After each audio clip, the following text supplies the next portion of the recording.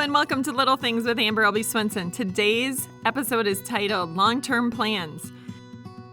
But first, let me tell you a little bit about me. I have been writing and teaching Bible studies for the past 15 years. I've worked with women, youth, Sunday school. I've been blogging for Time of Grace since 2017. I've written 2 books for them. Really what you need to know is that I love the Lord and I love the Word of God. And I find that the deeper I go into the Word of God, the more astounded I am that He loves us and that He notices us and that He cares so deeply about our lives. And my role is really to get people into the Word and to show them how awesome it is and to really get them to a place that they want to know and love God more. That's kind of my mission in life in a nutshell.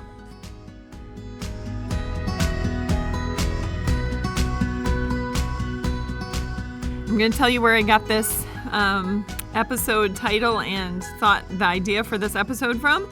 In the fall of 2019, early November brought snow to both Wisconsin and Minnesota. And I saw a pretty huge spike in people heading to Florida. So I work for a woman who actually lived and grew up in Florida, and she has a lot of friends in Florida. And I went to work one day in early November, and I said, hey, do you have your tickets to Florida yet? Because apparently everybody is going to Florida, now that the snow has arrived here. And she said, it's funny that you say that because her friends in Florida had been telling her that they just saw this influx of cars constantly coming from all the northern states. And she said, want to know the funny part of that? Is that her cousin was getting ready to retire and he couldn't wait to get to the mountains because he wanted to be somewhere cooler after living in Florida for so many years. And it really made me start to think about how we can so easily be fooled into instant gratification and to just experiencing the here and now, and we can lose sight of the long-range plans and the long-term goals. So we're going to talk about that today on Little Things. Let's get started. When my kids were little, I used to not buy them gifts for their birthdays and Christmas. In fact, I didn't start buying them gifts until they were teenagers, I think. So instead of buying presents for my kids when they were little, I would stick $100 into their college fund. And at the time, I didn't see a big difference. I don't know how much they noticed it. They didn't get the latest gadgets and they didn't get the coolest clothes, the latest pair of pants or shiny dress or whatever was the big to-do while they were growing up. Instead, I put the amount of money that I would have spent on them in their college fund because I figured that if their grandparents gave them presents, that was more than enough.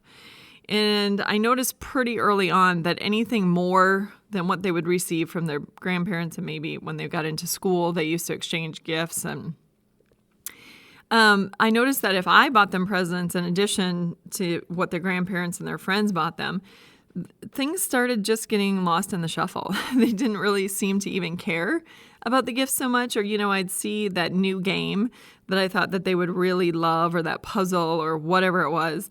I'd see it just kind of laying around and they didn't really care about it too much. And so I had decided pretty early on that I wasn't going to spend our money on that. Well, this is the deal. My 19-year-old daughter is in her second year of college right now. And we just had the discussion lately that she realized what a blessing it was that we had put the money away from her, for her, because now she's having her classes paid for and she isn't having to borrow money. So for us to have, delayed the gratification, again, like I said, my kids were never, hip enough to have the latest, coolest things. In fact, we got the hand-me-downs from the people at school. So my kids would wear the really cool sweatshirt 2 years after it was cool. And it was still super cool to them. I still remember the first time my daughter got an Under Armour sweatshirt. It was already had been through 1 or 2 kids of a different family, but my daughter was thrilled to have it. So, my kids had a little bit of delayed gratification initially, but they're finally at a point that they're starting to realize why we did what we did, that we did not have an infinite supply of money. And so we determined that they had enough. They had enough clothes, they had enough games, they had enough toys, and they didn't need more, and that it would be more valuable for them to have that money in a college fund and to be able to spend it on their education. If you look at the story of Abraham and Lot in the book of Genesis, you kind of see through Lot the danger of following that whole short term, what looks good, I want to do, what will bring me joy and pleasure right now. So Abraham and Lot had both left Abraham's ancestors, and they had gone to the land of Canaan, where God promised Abraham eventually his ancestors would have the entire land. It would be the promised land for the people of Israel. And Abram and Lot had gained a lot of flocks and herds and servants, and they finally got to a point that the land could not support both of them. So Abraham said to Lot, you choose where you want to be, and wherever you go, I'll move away from you. And Lot looked out over the land, and he saw that the land of Sodom and Gomorrah was very lush and verdant, and it was very pleasing to the eye, so that's where he went.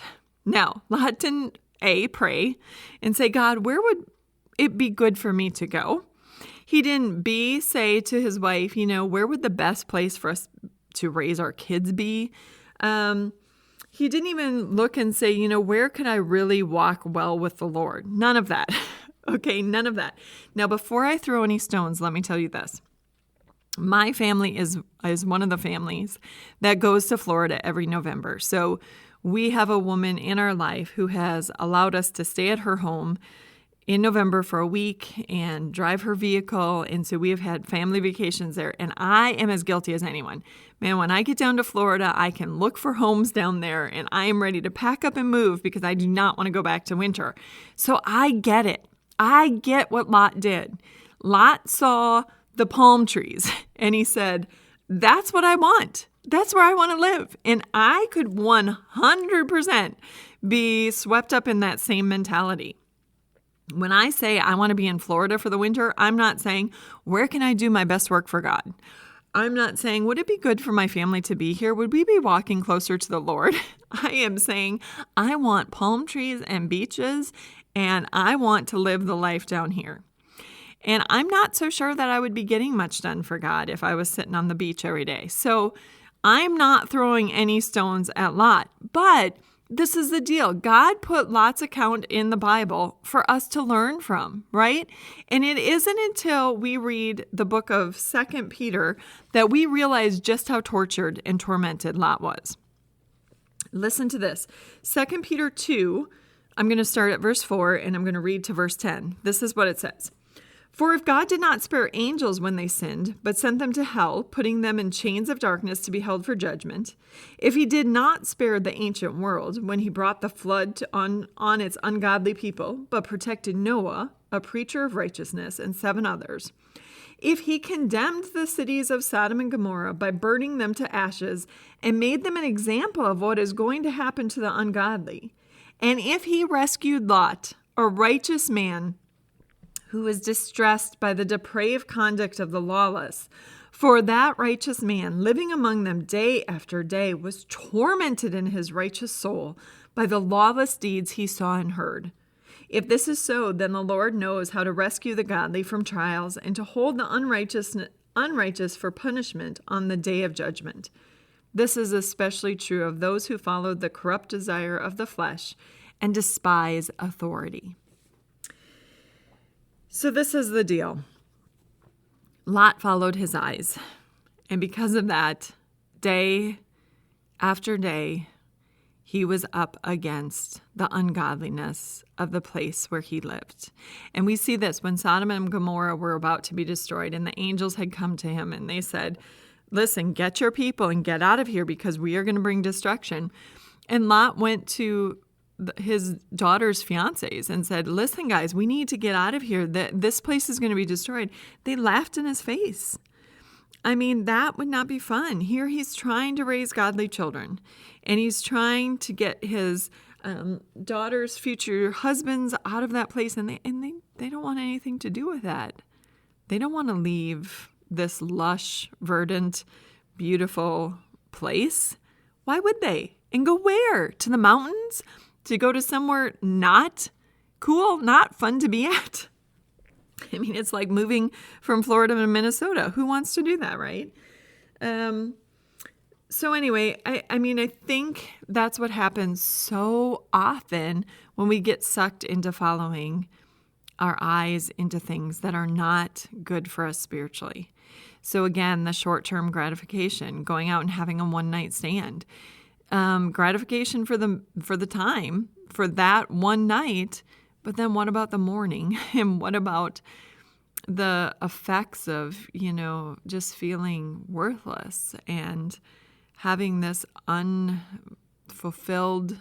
desire in a relationship that's not working and all that nonsense. So, I think it's really important that all of us try to encourage one another. Again, we're all in this. I found a quote from Charles C. Noble that said, "You must have long-term goals to keep you from being frustrated by short-term failures." And listen, Jesus didn't have short-term failures, but when I look at his life, I see he had a lot of short-term obstacles. If you were to examine his life, he was under the constant eyes of the Jewish leaders who opposed him, for one thing. People, even his disciples, didn't really get what he was doing. Jesus was here to live a perfect life and to reveal the kingdom of heaven to people, to make them understand that what the Jewish leaders were telling them was the right thing, like that you can get to heaven by following these rules perfectly. Jesus was trying to show them that's not the thing at all. Like, I am the way. You have to believe in me. And then, he had to deal with the fact that even his disciples really wanted a political and earthly kingdom here.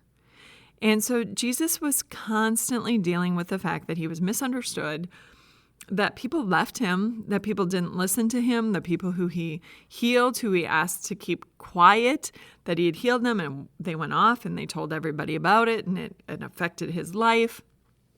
He had all these short-term obstacles, but he did not let that weigh him down, and he didn't let that keep him from the long-term goal. He just kept going on. He knew what his function was on earth. He knew what he was supposed to be doing, and he kept doing it despite that opposition.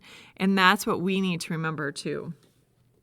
And then the second quote is from Charles Martin, and it says, "Never let a short-term desire get in the way of a long-term goal."